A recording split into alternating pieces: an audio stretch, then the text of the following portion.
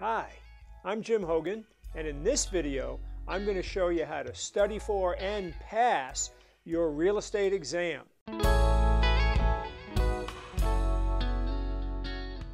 So let's get to it. Let's first talk about what the test is all about.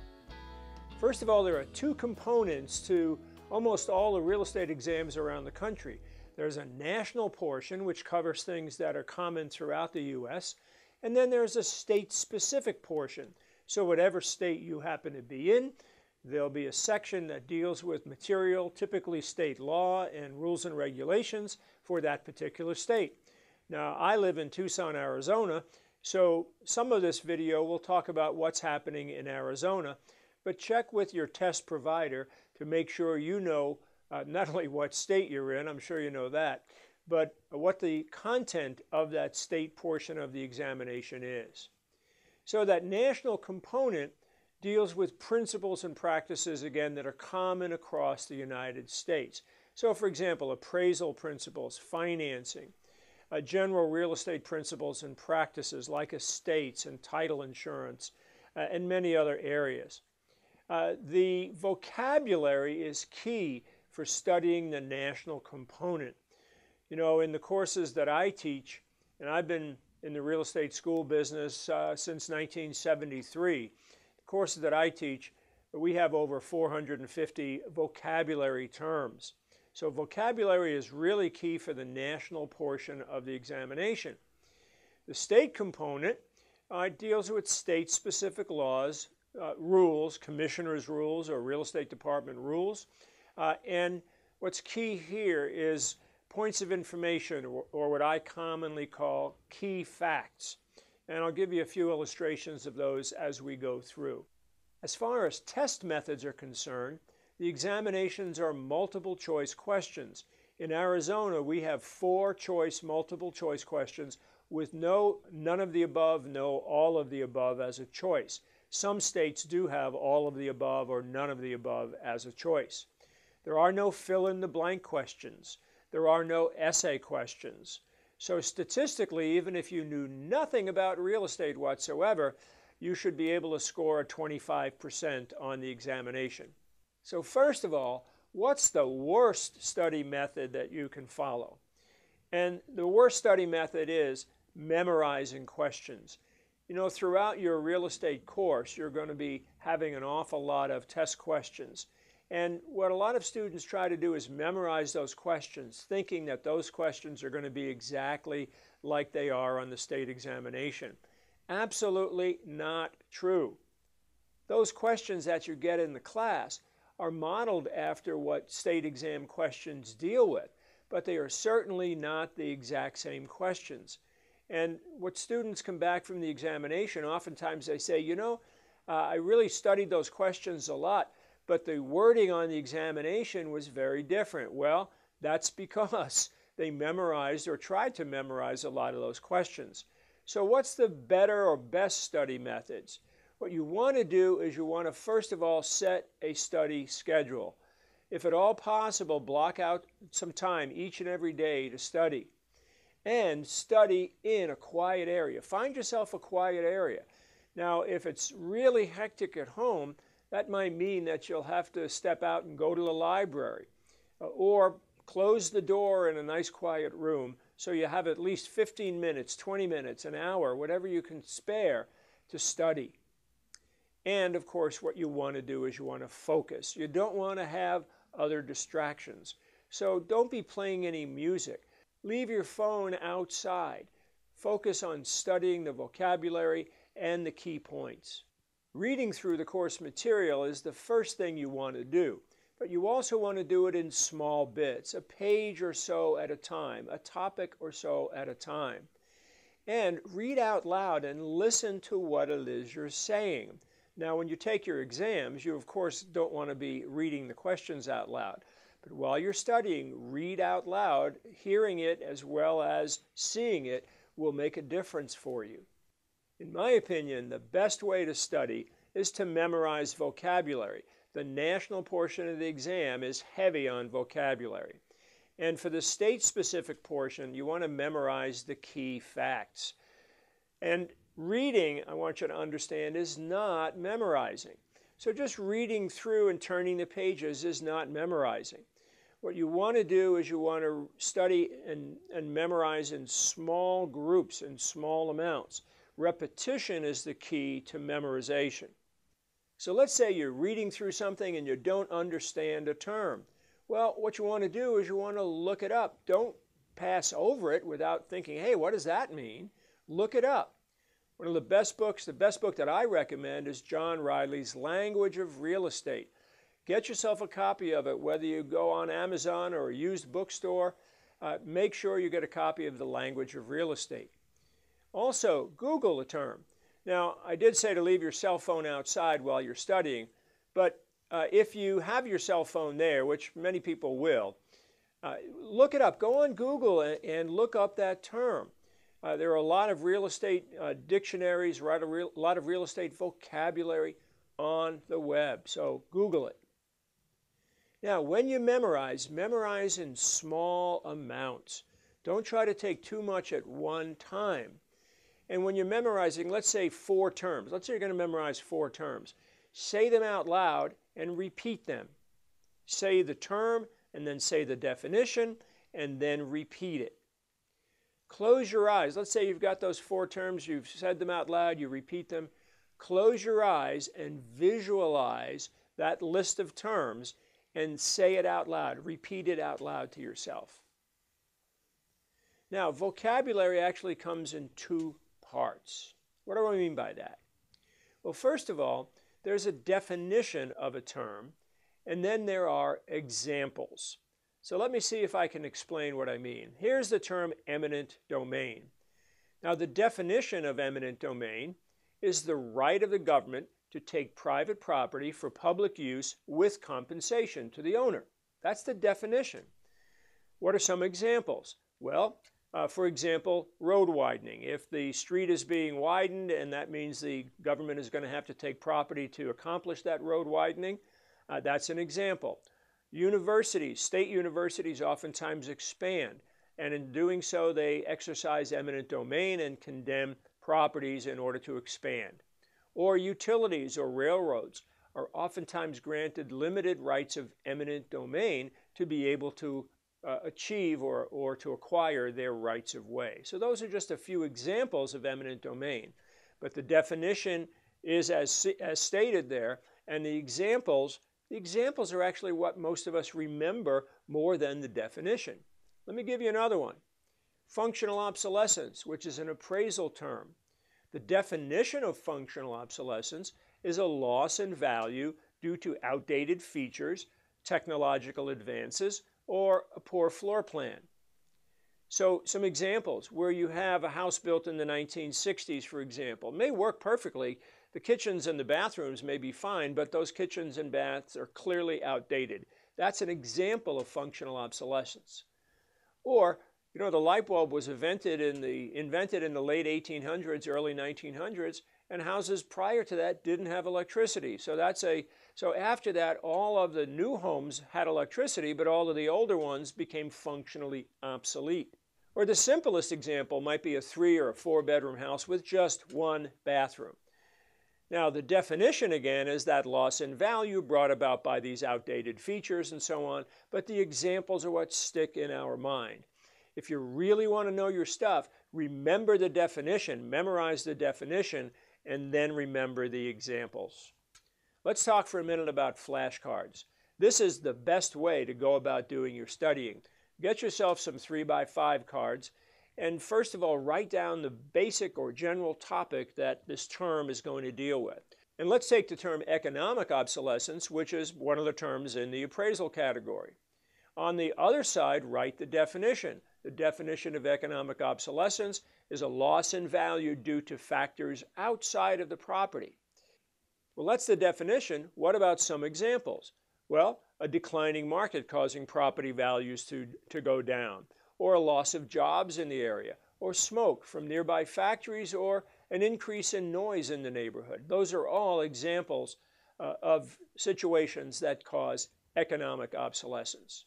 Here's a few more flashcards. On liens, what's the term hypothecation mean? Well, hypothecation is pledging a property as collateral while not giving up possession.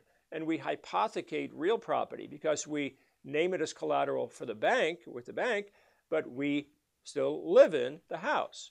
And some examples are, of course, mortgages, trust deeds, and contracts for sale of real estate or land contracts. How about this one? In financing, what's a budget loan? Well, a budget loan is a loan that's paid PITI, meaning principal, interest, taxes, and insurance. And the examples where loans are budget loans are all FHA and VA loans are budget loans, and many conventional loans are as well. How about this one? In leases, a gross lease. What's a gross lease? Well, it's a lease where the tenant pays no expenses. The rent represents a gross income to the landlord. And the examples where gross leases are common is in apartment buildings and full-service office buildings. How about in state-specific stuff where we're talking about key facts or key points? In the real estate code or licensing law, how long does a broker have to keep records for? That's almost on every exam across the country, and the answer is 5 years from the closing or termination of a transaction. Now, with these key facts, it's a lot harder to come up with examples. It's strict memorization of the fact. Here's another one in real estate code. A broker must review an initial contract within what period of time? And the answer is 10 business days from the date of the contract acceptance. Again, there's no real examples here. The broker simply has to know to review and initial those contracts within 10 business days. And that one is an Arizona-specific one. How about under deeds of trust? The redemption period after a non-judicial foreclosure of a trust deed. What's that redemption period? The answer is there isn't any. Why? Because this is a non-judicial foreclosure of that deed of trust. So in the state-specific ones, generally speaking, they deal with more of these key facts, so you have fewer examples. Here's one more. Taxes. The interest rate on delinquent taxes, again, Arizona specific, it's 16%. Flat out fact. You got to know it. One of the things you want to do with your flashcards is group them by topic. So put them in small batches. Put some rubber bands around them based on subject. What is it? Appraisal, financing, zoning, you name it. Another thing that's going to help you in your studying is acronyms. Wherever you can, put an acronym to those 3 or 4 things that are grouped together. For example, PETE, P-E-T-E, those are the 4 government rights or government limitations on ownership: police power, eminent domain, taxation, and escheat. How about this one? PITI. That's a budget loan payment. What does it stand for? It stands for principal, interest, taxes, and insurance. Here's another one. TTIP. This represents the 4 unities of joint tenancy: time, title, interest, and possession. Here's NOTCH. For adverse possession and prescription, the use has to be notorious, open, continuous, and hostile. So wherever you can put acronyms to something, that's going to help you remember these things. Here's one more. Arizona specific, PEMA. The 4 duties of the real estate commissioner happen to be represented by this acronym. Stands for promulgate rules, investigate complaints, manage the ADRE, and audit licensees' records. Let's talk a little bit about math. Now, in most of the examinations around the country, math is only about 10% of the exam. So out of 80 questions, typically on the national exam, only about 7 or 8 questions will be math questions. And my recommendation to you is to memorize the formulas. Once you see a math question, what you want to do is you want to write the formula down. You want to then plug in the numbers. So for example, the property tax formula is you take the property value and you multiply it by the assessment rate or the assessment ratio, which gives you the assessed value. Then you multiply the assessed value by the tax rate, and that gives you the taxes. Now go ahead and read your question and plug in the information.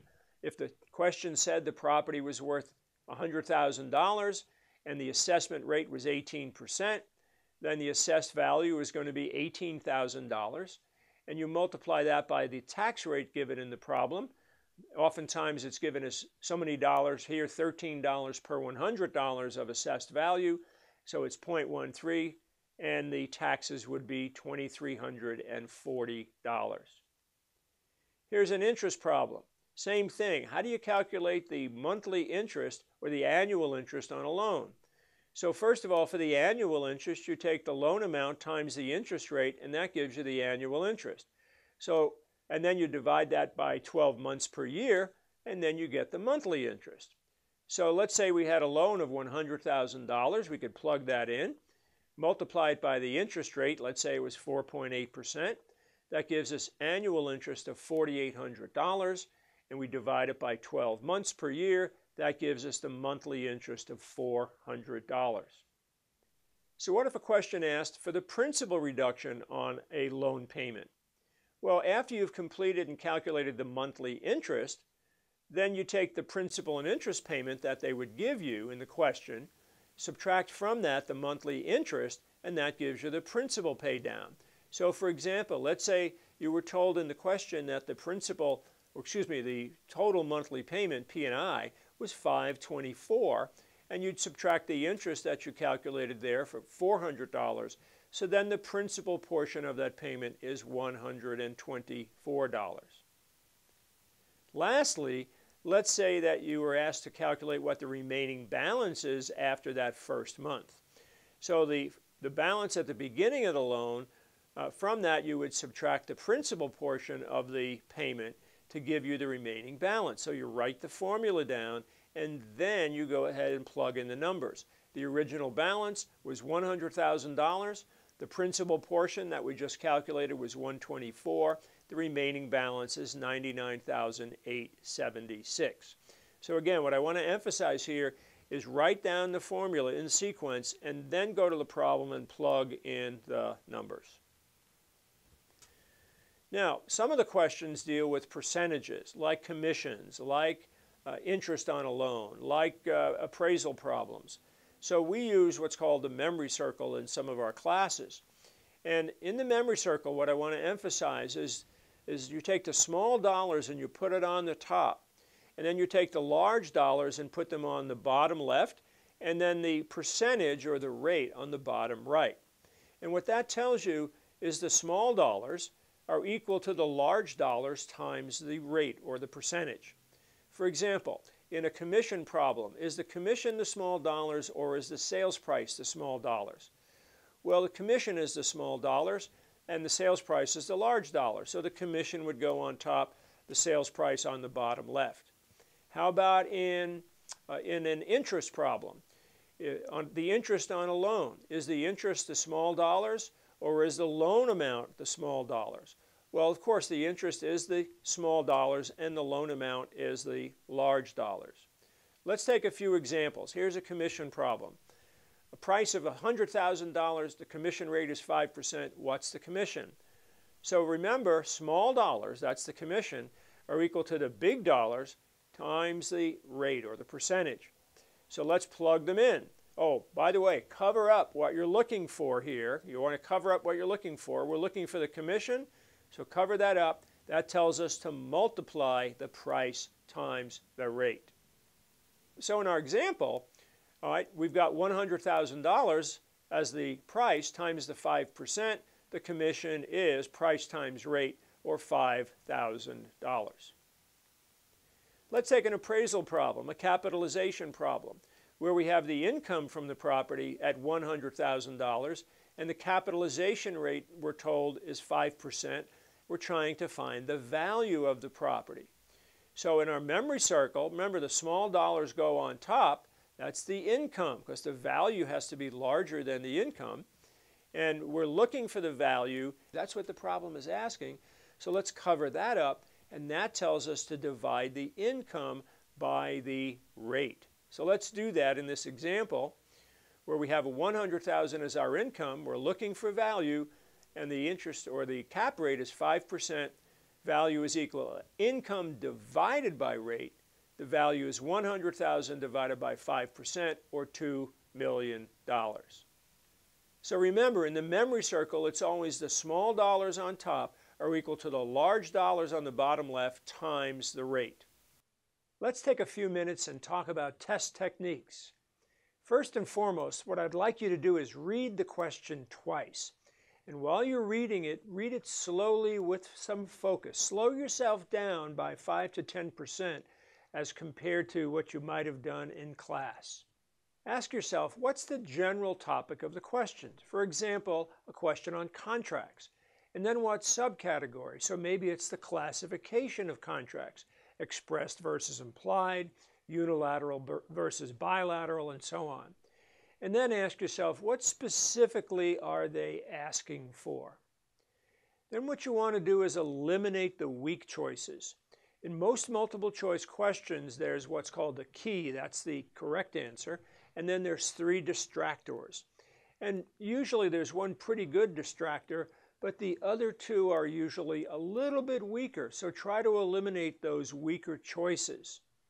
Base your answer on a vocabulary term or a key fact. Remember, this is an entry-level examination, so these questions, although they may appear to be sophisticated, really deal with the basics. They deal with a vocabulary term or they deal with a key fact in most circumstances. Mark questions for review. If you're unsure, even if you answered it, mark it for review, and at the end of the exam, the computer will keep track of it and you can go back and answer it. Skip questions that you don't know. Again, the computer will keep track of this for you. Once you've finished the whole exam and you've gone back and reviewed the questions that you marked and that you answered the ones that you skipped, then review the whole examination again. Why? I promise you, I guarantee you, you made a silly mistake. You misread a question or two. And you know, when people come back from the state exam and they say they didn't pass, well, usually they don't pass by just getting a 50%. They probably got a 72 or a 73 or 74%. They missed it by 1 or 2 questions. So if you review the whole exam, the chances are that you will pick up those little silly mistakes. Now, be real careful. Don't change answers unless you know you absolutely made a mistake. If you find yourself starting to change answers because you're second guessing yourself, then it's time to get up and leave the examination. Only change answers when you know you made a silly mistake. One of the questions that comes up is, should I do the math as it comes in the examination or should I skip it and do it last? Our recommendation is to do the math last. Think of the exam as having 2 parts, the non-math questions and then the math questions. And as you're going through the exam, some people who are weak in math, what might happen is they might stumble over the math question, maybe take a long time doing the math, trying to figure it out, and then they realize, oh gee, I'm upset because I don't have enough time now, so I'm taking too much time on the math. This way, if you go through the verbal questions, the non-math questions, skipping the math, remember the computer will keep track of the ones you skipped, you'll be able to address the questions dealing with vocabulary and the key facts, and then go back and do the math. You know, over the years, we've had a lot of people who have told us that by skipping the math, it really enabled them to concentrate just on the non-math portion of the examination. Even if you have to guess, please make sure you guess on the math and any other question as well, because this exam is based on a strict percentage, not a percentile. Now, I guarantee you the day of your exam, the butterflies will not be flying in formation. The scariest moment is always just before you start. Realize that, please. And how do you get those butterflies to fly in formation? Here's some suggestions. Make sure you get a good night's sleep the day before the examination. And block out enough time for the exam. If they're going to allocate you 5 hours for the test, make sure you don't have any major appointments before or after the examination. You don't want to feel rushed going into the exam, and you don't want to feel like you have to get up and go because you have an appointment. Make no other commitments that day. Take some deep breaths.